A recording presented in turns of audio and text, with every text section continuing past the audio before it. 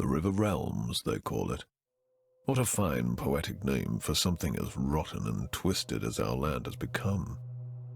It was not always so. Long ago, the old empire, the noblest and most enduring society created by humankind, spanned almost the entire continent of Zerine, the cradle of man.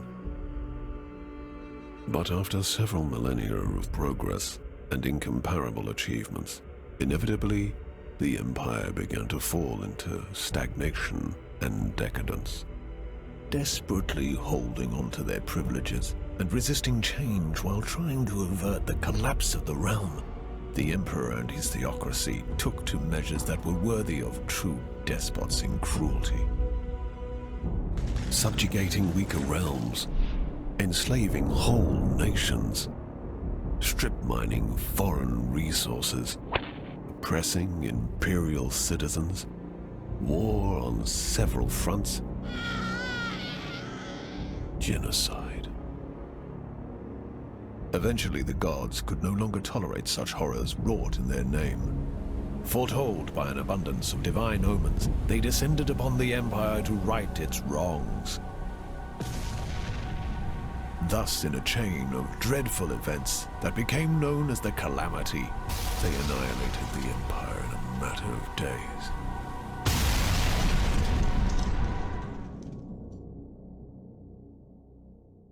The gods then finally saw what they had done in their anger and confusion. It is said that so much grief and shame filled them that they were broken and they left this reality, never to return.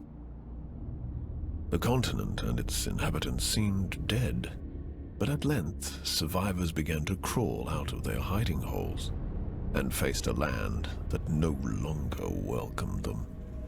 Arcane anomalies, the fallout of the Calamity, now riddled the continent, and people realized that they had to share their new home with changed and twisted creatures. Terrible beings entered through the cracks in the tapestry of reality and rose to rule over the natives.